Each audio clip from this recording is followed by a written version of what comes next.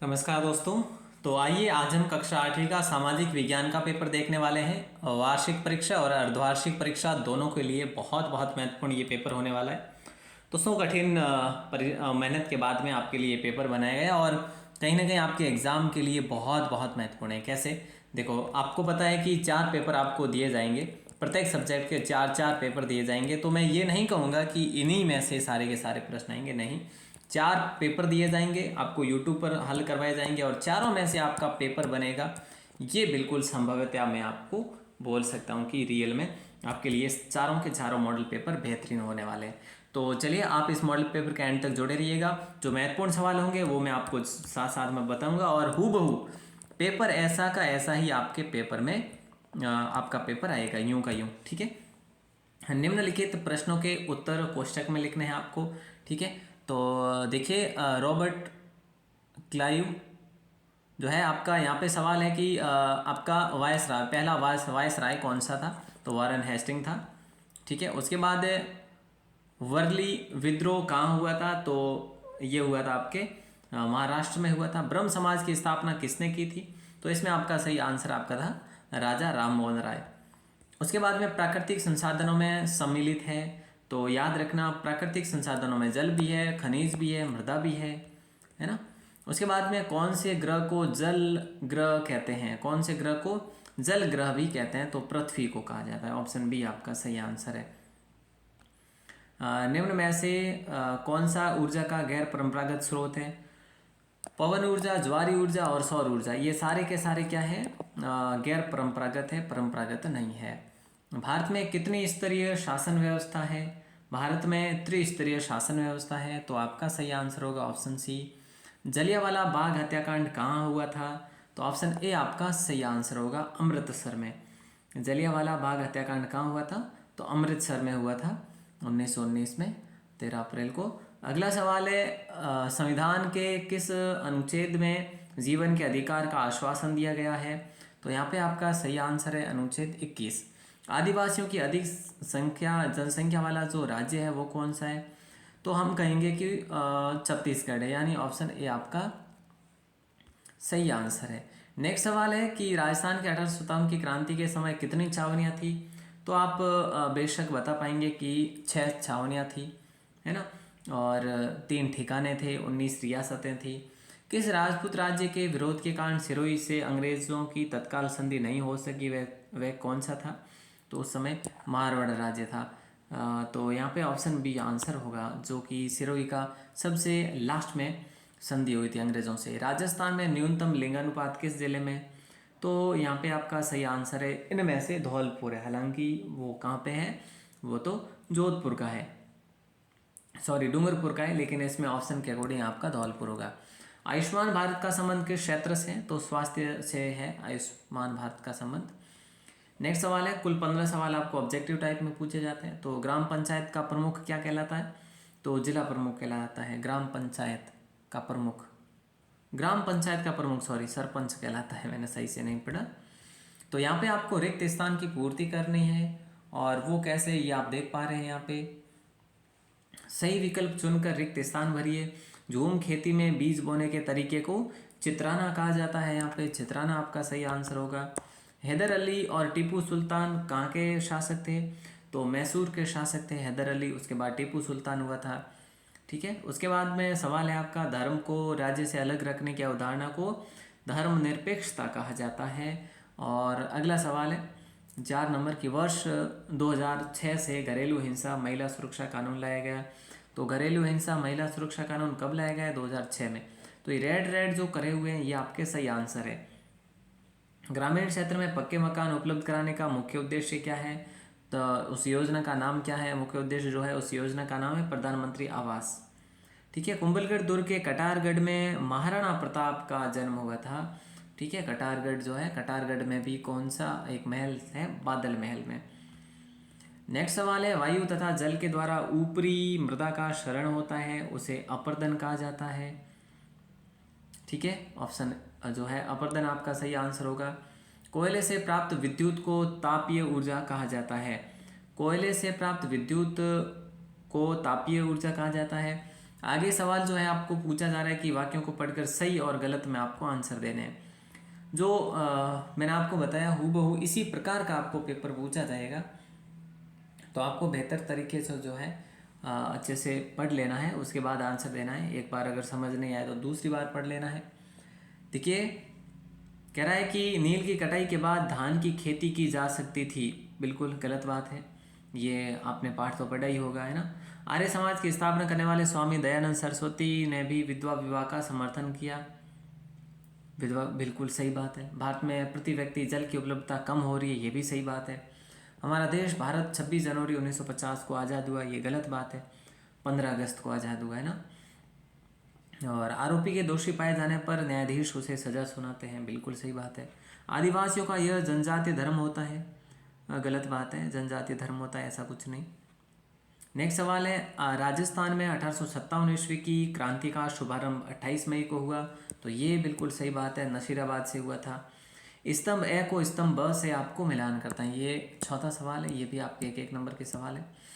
तो यहाँ पे आपने वैसे मिलान तो हो ही रहा है आपका, आपको मिलान करना है कि प्रार्थना समाज की स्थापना कब हुई और चोरा चोरी कांड कब हुआ, विश्व में तांबे का अग्रणी उत्पादक जो है वो कौन सा है, और चट्टान बांध कहाँ पर है ना, आबानेरी मंदिर कहाँ पे। तो आपको ये पता होना चाहिए आबानेरी मंदिर जो है ये आपके दौसा में है, ठीक है। प्रार्थना समाज की स्थापना 1867 में हुई। चोरा चोरी कांड जो है आपका 1922 में हुआ था। चट्टान बांध की बात करें तो ये चट्टान बांध जो है मृदा अपरदन को रोकना होता है, ठीक है। और विश्व में तांबे का अग्रणी उत्पादक जो है चिली राज्य है, देश है, ठीक है। तो इस प्रकार से आपका ये आंसर ये मिल जाते हैं आपको। तो अब जो है व्याख्या सहित जो है सभी की मैं आपको पीडीएफ देने की कोशिश करूंगा दोस्तों, है ना। तो देखिए, इतिहासकारों में ने भारतीय इतिहास को अंग्रेजों से भिन्न रूप से कितने कालखंडों में बांटा, तो प्राचीन, मध्य और आधुनिक। एशियंट, मिड हिस्ट्री और मिडवल हिस्ट्री और अभी मॉडर्न हिस्ट्री है। जलियांवाला बाग हत्याकांड कब हुआ, तो 13 अप्रैल, अभी अभी हमने बात करी, 13 अप्रैल 1919 को हुआ। संसाधन से आप क्या समझते हैं, तो संसाधन से आप क्या समझते हैं, प्रत्येक वस्तु जिसका उपयोग जो है आवश्यकताओं को पूरा करने के लिए किया जा सकता है, वह संसाधन है। और नेक्स्ट जो है वर्षा जल संग्रहण किसके कैसे कहते हैं, और घर की छत पर वर्षा जल को एकत्रित करके उसका संग्रहण करना एवं विभिन्न उत्पादक उपयोग में लाना वर्षा जल संग्रहण कहलाता है। तो ये आप अच्छे से नोट कर लेना, या फिर आपको पीडीएफ तो दी जाएगी, तो पीडीएफ के माध्यम से भी आप अच्छे से इसको रीड आउट कर सकते हैं। भारतीय संसद के कितने अंग हैं, तो 3 है, राष्ट्रपति, राज्यसभा और लोकसभा। उसके बाद 10 से 17 तक ये सवाल है जो 2 नंबर के। यूरोपीय व्यापारी कंपनियां भारत की तरफ क्यों आकर्षित हो रही थी, तो ये क्यों हो रही थी, क्योंकि यूरोपीय व्यापारी कंपनियां भारत के साथ व्यापार में अपार संभावनाएं दिखती थी उनको, और यूरोप के बाज़ारों में भारतीय सूती कपड़े, रेशम, काली मिर्च, लौंग, इलायची, दालचीनी वगैरह, है ना, आदि की ज़बरदस्त मांग भी थी। तो वह भारत में सस्ती कीमतों पर ये चीज़ें खरीद कर वापस यूरोप जाकर उन्हें ऊंची कीमतों पर बेच सकती थी। इसी व्यापारिक संभावना के कारण वे भारत की ओर आकर्षित हो रही थी। 1857 सैनिक विद्रोह, जन विद्रोह कब बन गया, समझाइए इसको आसानी से जो है, जितना आप समझा सकें। तो 3-4 लाइन में ये आपको लिखना होता है। तो यहाँ पे आप देख पा रहे हैं कि भारत में 1857 में एक सैनिक विद्रोह हुआ जिसमें शीघ्र ही जन विद्रोह का रूप धारण कर लिया। समाज के विभिन्न तबकों को अंग्रेजी शासन से परेशानियाँ थी तथा वे सब मानते थे कि उनका शत्रु एक ही है। मई 1857 में शुरू हुए विद्रोह ने भारत में कंपनी का अस्तित्व ही खतरे में डाल दिया था। मेरठ से शुरू होकर शीघ्र ही यह उत्तर भारत के विभिन्न भागों में फैल गया। समाज ने विभिन्न तबकों ने असंख्य लोग इस विद्रोह से जुड़े गए और इनके एक जन विद्रोह का रूप धारण कर लिया। तो इस प्रकार से जो है आपका यहाँ पे ये सवाल सही से होता है। तो वैसे मैं आपको इसकी पीडीएफ दे दूंगा, ठीक है। तो आप याद रखना, संसाधनों के संरक्षण की आवश्यकता को स्पष्ट करें, ये सवाल इंपॉर्टेंट है। धात्विक खनिज और अधात्विक खनिज को 3 अंतर लिखें, ये बहुत इंपॉर्टेंट है। ये भी सवाल आप अच्छे से याद कर लेना, ठीक है। धात्विक खनिज क्या होते हैं, अधात्विक क्या होते हैं, 3 अंतर आपको लिखने हैं। तो यहाँ पे 3 अंतर लिखे हुए हैं कि ये वे खनिज है जिनसे हमें धातुएं प्राप्त होती है, और लोहा, बॉक्साइट वगैरह। इन खनिजों से धातु प्राप्त नहीं होती, जैसे चूना पत्थर, अभ्रक वगैरह, ठीक है। इसमें चमक होती है लेकिन इसमें चमक नहीं होती। इनको पीटकर पतली चादरों का रूप दिया जा सकता है, लेकिन ये पीटने से टूट जाते और इनके चादर नहीं खींचे जा सकते। तो इस प्रकार से जो है धात्विक और अधात्विक खनिजों का हमने वर्गीकरण कर लिया। राज्यसभा की भूमिका को स्पष्ट करिएगा। तो आपको देखो ये भी इम्पोर्टेंट सवाल है, ठीक है, एग्जाम में सवाल पूछा जा सकता है, तो अच्छे से इसको भी आप याद कर लेना तीनों को। अधीनस्थ न्यायालय से क्या आशय है?